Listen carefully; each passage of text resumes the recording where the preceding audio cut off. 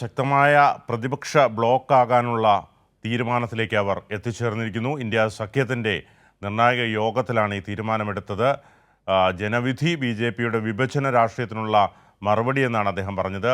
അതോടൊപ്പം തന്നെ ഇന്ത്യ സഖ്യം ശക്തമായ പോരാട്ടം തുടരുമെന്നും ജനഹിതം അറിഞ്ഞ് ആവശ്യമായ സമയത്ത് ഉചിതമായ തീരുമാനമെടുക്കുമെന്നും അദ്ദേഹം വ്യക്തമാക്കി. സിബി ഉണ്ട് വിശദാംശങ്ങൾ നൽകാൻ. സിബി, കൃത്യമായ സമയത്ത് ഉചിതമായ തീരുമാനമെടുക്കുമെന്നാണ് അദ്ദേഹം പറഞ്ഞത്. പ്രതിപക്ഷ ബ്ലോക്കായി നിന്നുകൊണ്ട് ശക്തമായി പ്രതിരോധിക്കുമെന്നും അദ്ദേഹം വ്യക്തമാക്കി. മറ്റെന്തൊക്കെയാണ് അദ്ദേഹം പറഞ്ഞത്?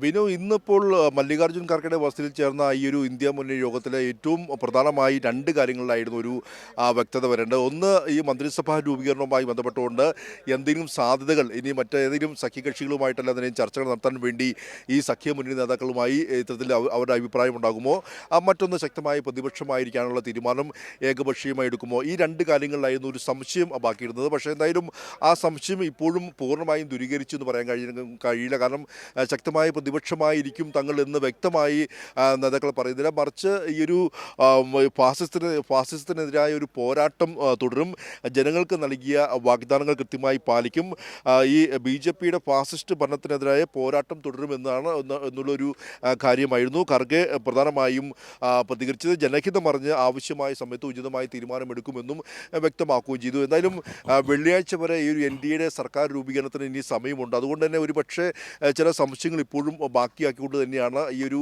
പ്രതിപക്ഷ സഖ്യ നേതാക്കൾ പറഞ്ഞിരിക്കുന്നത്. പക്ഷേ എങ്കിൽ പോലും ഇനി ശക്തമായൊരു ഫാസിസത്തിനെതിരായ ഒരു പോരാട്ടം തുടരുമെന്ന് പറയുമ്പോൾ പ്രതിപക്ഷ സഖ്യമായി ഇരിക്കാൻ വേണ്ടി തീരുമാനിച്ചു എന്ന് നമുക്ക് വ്യാഖ്യാനിക്കാം. പക്ഷേ എങ്കിൽ പോലും അത് കൃത്യമായൊരു മറുപടി എന്ന് നമുക്ക് പറയാൻ കഴിയില്ല. എങ്കിൽ പോലും ഒരു എല്ലാ സഖ്യ നേതാക്കളും 2 മണിക്കൂറിലധികം നിലവിലെ രാഷ്ട്രീയ സാഹചര്യങ്ങളെല്ലാം തന്നെയും കൃത്യമായി വിലയിരുത്തുകയും എല്ലാം തന്നെയും കൃത്യമായി ചർച്ചകൾ നടന്നുവെന്നും എല്ലാ നേതാക്കന്മാരും 20-ലധികം നേതാക്കന്മാർ ആണ് പങ്കെടുത്തത്. എല്ലാ സഖ്യ കക്ഷി നേതാക്കളും ഈ ഒരു യോഗത്തിൽ പങ്കെടുക്കുകയും ചെയ്തിരുന്നു.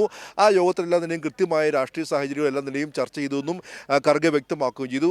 ഏതാണ്ട് പ്രതിപക്ഷത്തിരിക്കാൻ വേണ്ടി തന്നെ തീരുമാനിച്ചു എന്ന് വ്യക്തമാക്കുന്ന വാക്കുകളാണ് ഒരു ഫാസിസത്തിനെതിരായ പോരാട്ടം തുടരുമെന്ന് എന്ന വാക്കുകളോട് നമുക്ക് വായിച്ചെടുക്കാൻ കഴിയുക. എന്തായാലും ഒരു സസ്പെൻസ് ഇപ്പോഴും നിലനിൽക്കുന്നു എന്ന് വേണം നമുക്കിതിനെ പൂർണ്ണമായും അർത്ഥത്തിൽ വായിച്ചെടുക്കാൻ. ബിനു.